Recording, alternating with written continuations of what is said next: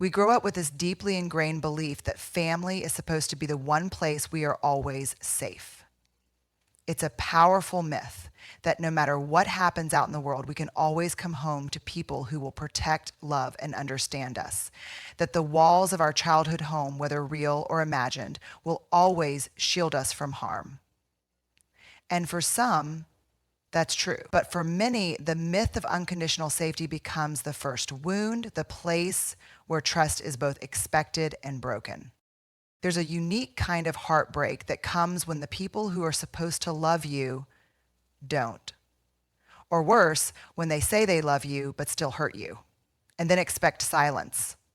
When you're told that family is everything, but everything starts to feel like walking on eggshells, biting your tongue, and constantly managing someone else's emotions at the cost of your own. It becomes nearly impossible to tell the truth when the lie is so deeply romanticized. The lie that family always has your back. The lie that blood is thicker than boundaries. This myth is dangerous because it teaches us to mistrust our instincts. If the people who raised me are unsafe, then does that mean love itself is dangerous? Does that mean I am the problem?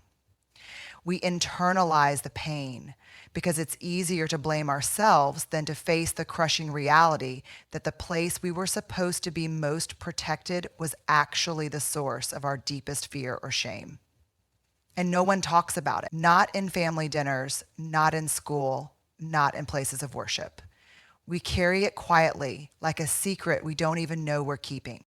And when we do speak up, when we say this didn't feel safe or that hurt me, we're often met with defensiveness, denial, or even outright rejection.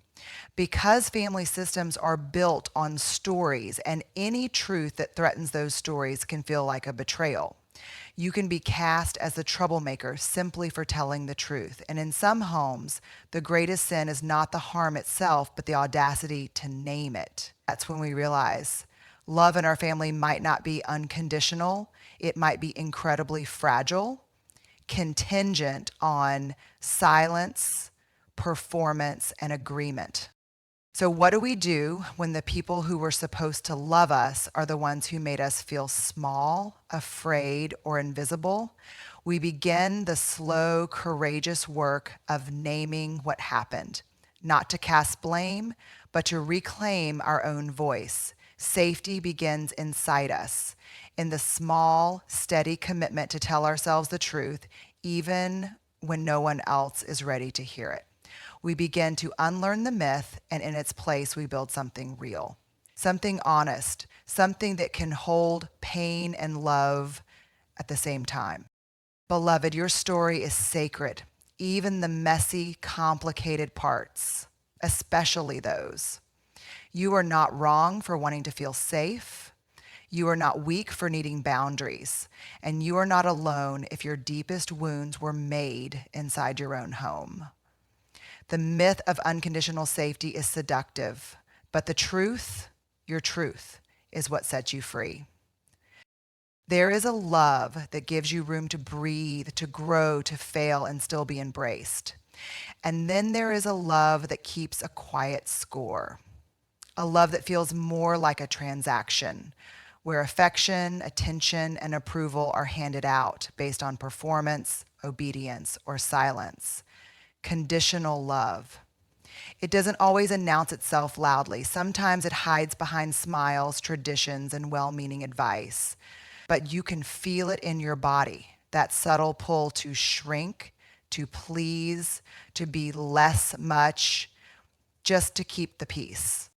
When love comes with conditions, you learn early on that who you are isn't quite enough. You start editing yourself. You withhold parts of your truth because honesty has a cost.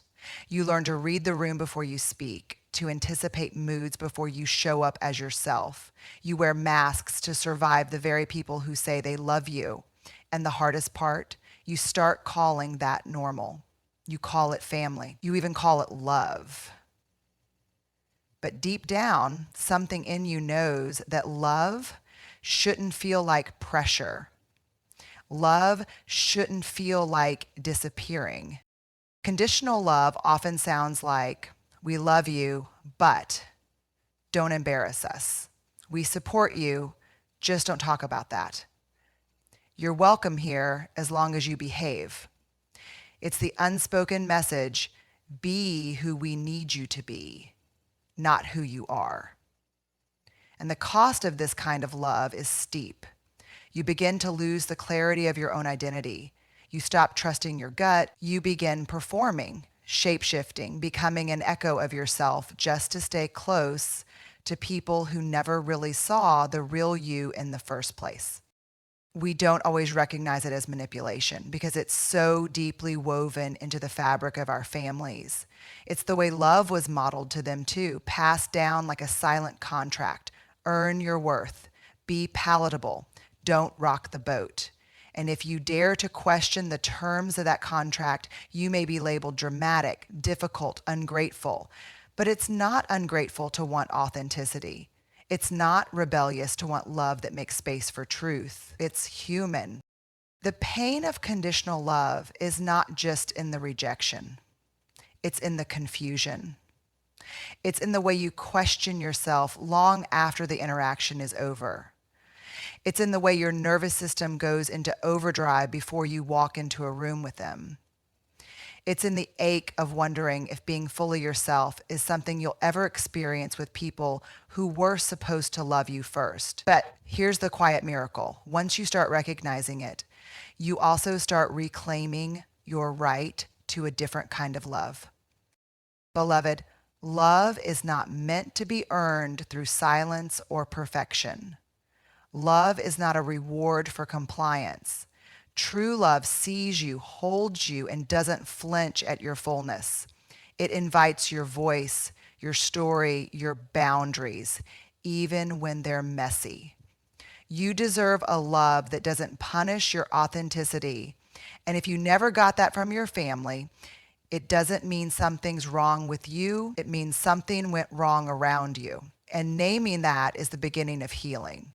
Silence can feel holy, it can feel peaceful, but when it's used to hide truth, avoid conflict, or protect dysfunction, silence becomes a prison.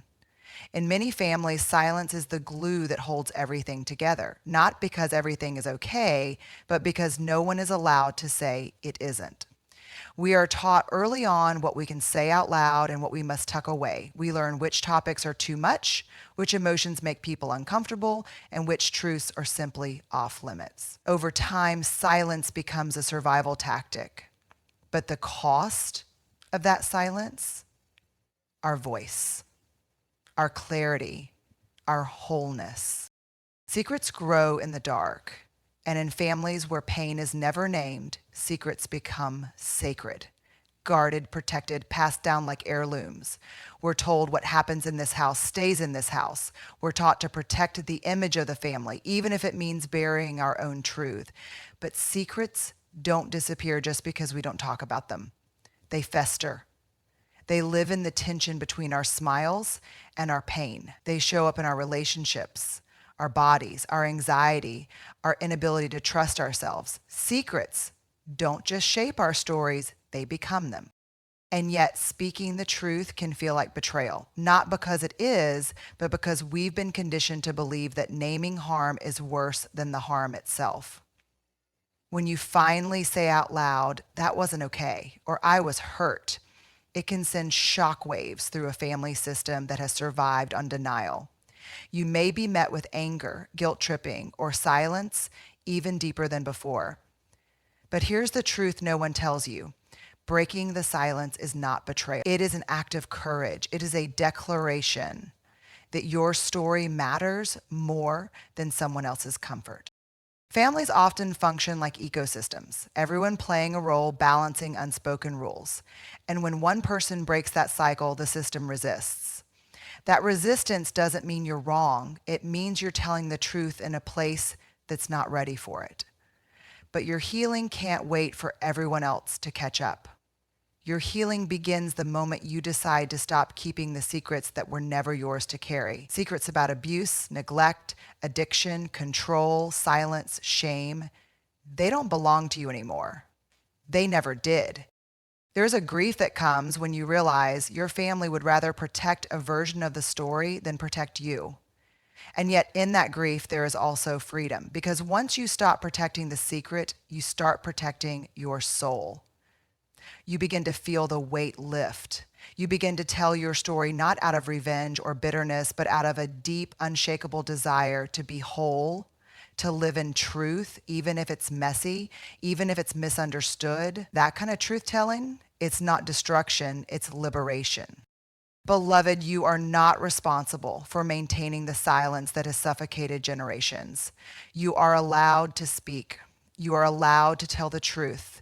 And even if no one claps, even if no one thanks you, your voice is sacred. Secrets may have shaped your past, but they do not get to define your future. You do. And that begins with one brave sentence: I'm not hiding this anymore. Pain doesn't always scream. Sometimes it whispers quietly through generations, through the way we were parented, the things we were told not to feel, and the rules we didn't know we were following. Most of us inherit more than just eye color or last names. We inherit emotional blueprints. We inherit coping mechanisms disguised as culture, silence disguised as strength, and fear disguised as discipline. The pain that wasn't healed by the ones who came before us doesn't just vanish. It adapts. It finds a way to keep living unless someone is brave enough to interrupt it. It often begins with small things. Maybe your grandfather never said, I love you, so your father learned to show affection through criticism or distance. Maybe your mother carried a deep sense of shame passed down from her own mother, who carried it from hers.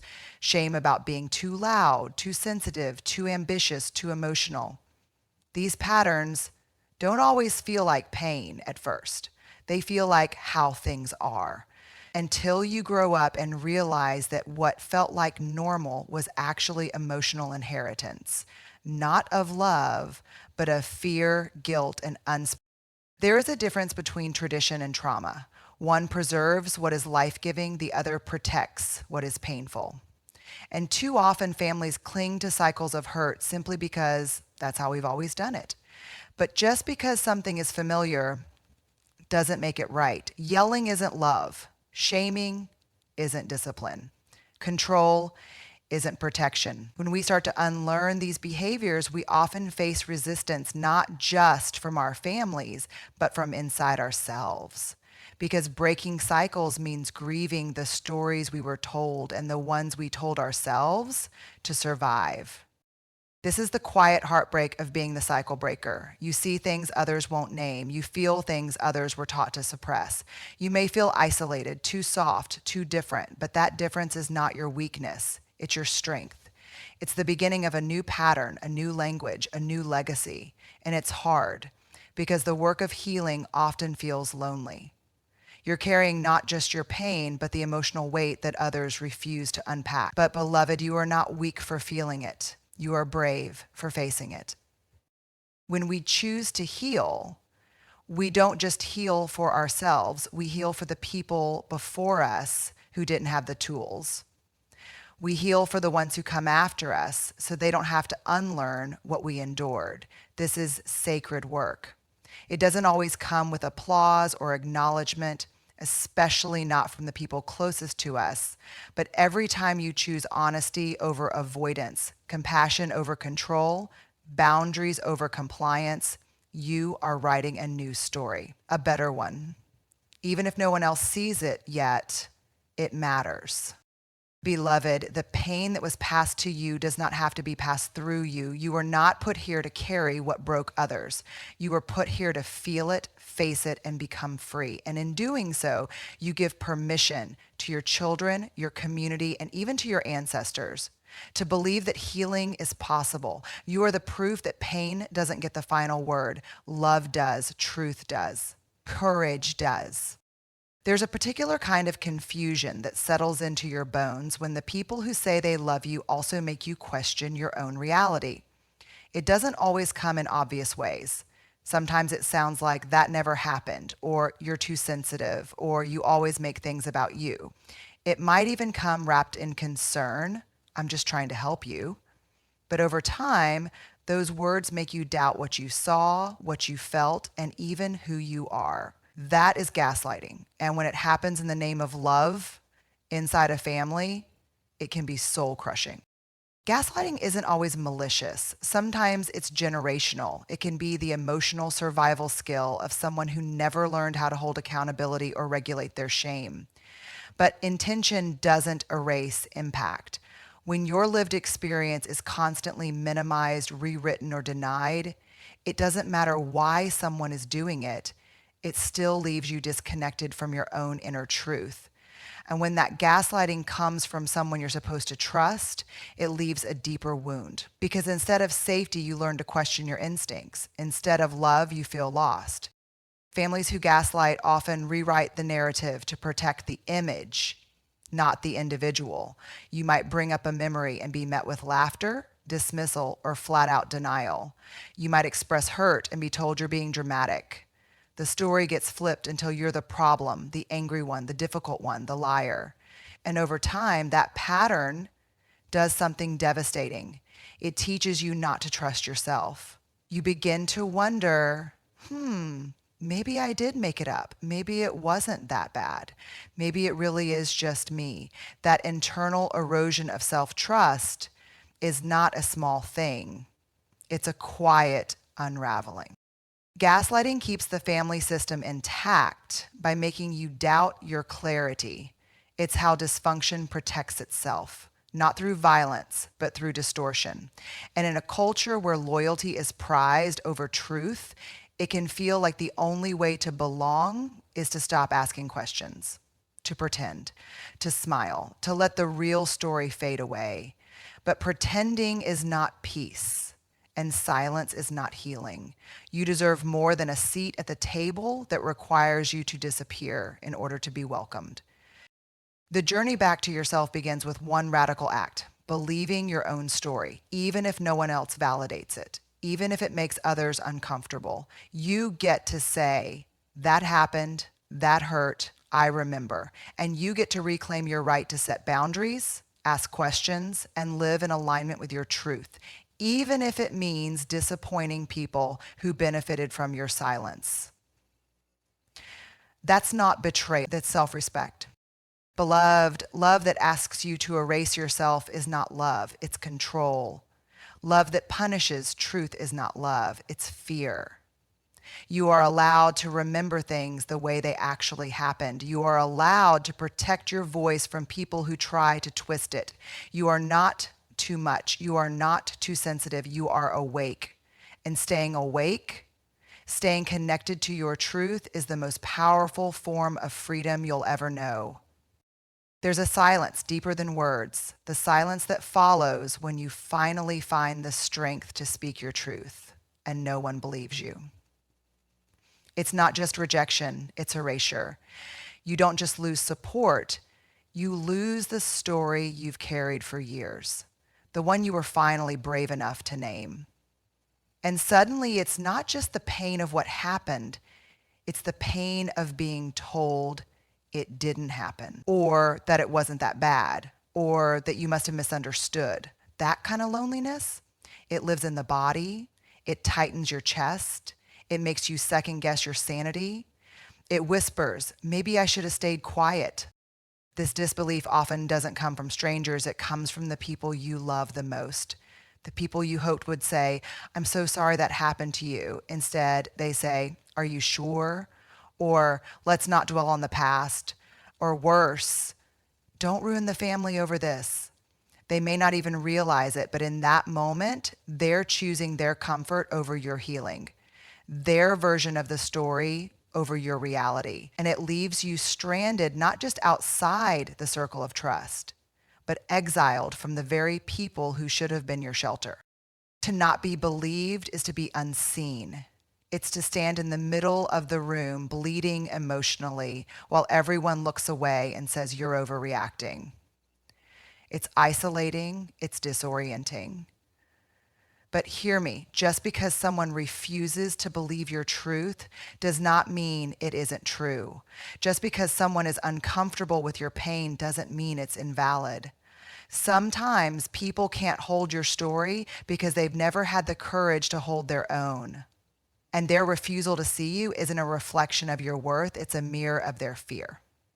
Beloved, being disbelieved is devastating, but it's not the end of your story. Your truth doesn't need consensus to be real. You don't need approval to heal. Yes, it hurts to be alone in the truth, but that loneliness is still more sacred than being embraced in a lie. Keep standing in your story. Keep choosing your clarity over their comfort. Because you are not alone, not really. Others have walked this road too. And even if your family never says it, let me say it to you now.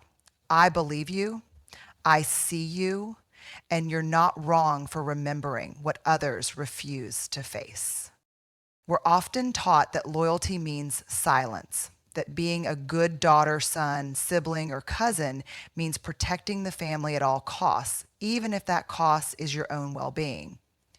You're taught not to air dirty laundry, not to turn your back on your blood, not to cause drama. And so we grow up confusing silence with love. We learn to suppress the truth in order to be accepted. We become fluent in the language of self-abandonment, shrinking, dismissing, and doubting ourselves just to keep the peace. But peace that demands your silence is not peace. It's quiet control. And beloved, that is not loyalty. That is erasure. True loyalty is not measured by how well you keep the family's secrets. It's measured by how bravely you tell the truth, even when the truth is messy, painful, or disruptive. Because real love doesn't ask you to lie. Real love doesn't shame you into silence. Real love can handle truth. So when you start to speak up, to set boundaries, to ask hard questions, you are not being disloyal, you are being honest. And sometimes the most loyal thing you can do for a family is to stop enabling its dysfunction, to stop pretending everything is fine when it's not. That kind of courage doesn't destroy families, it gives them a chance to grow. But let's also be honest, telling the truth doesn't always lead to healing. Sometimes it leads to distance, to loss, to painful endings. That's the part no one warns you about. Choosing truth over silence may cost you the closeness you had, but beloved, if that closeness was built on pretending, was it ever really closeness? Loyalty to truth will often come with grief. You will grieve who you thought they were. You will grieve the version of family you tried to hold together. But in that grief, you will find something more honest, more rooted, yourself. Beloved, it is not betrayal to want to be whole. It is not disloyalty to say, this hurt me. You are not obligated to carry the silence that broke you just to protect the image of those who never protected your truth. Redefining loyalty means choosing integrity over image, healing over hiding, honesty over habit. It means saying, I love you, but I will not lose myself for you. And that, beloved, is a holy kind of love, the kind that tells the truth even when it costs something. Because truth is never the enemy of love. It's the doorway to it. There comes a point in your journey where you realize no one is going to give you permission to heal. The apology may never come. The acknowledgement you deserve might never be spoken. And the people who caused the wound may never admit there was a wound at all. That's a hard truth to hold. We're wired to want closure, to hope for reconciliation, to long for someone to look us in the eye and say, I see what I did. I'm sorry. But some people don't have the capacity. Others refuse. And waiting for them to understand can quietly become another way of staying stuck in the pain. Healing without permission is radical. It means deciding I'm not waiting for them to get it before I start tending to my own heart. It means letting go of the fantasy that someday they'll change and instead focusing on the truth. You can change. You can grow. You can become whole, not because they made it right, but because you made the choice to break the cycle. That kind of healing is messy. It's not wrapped in pretty conversations or family reunions.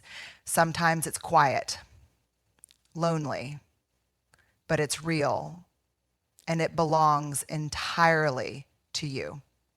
You might still hear their voices in your head, the ones that said you were too much, too emotional, too dramatic.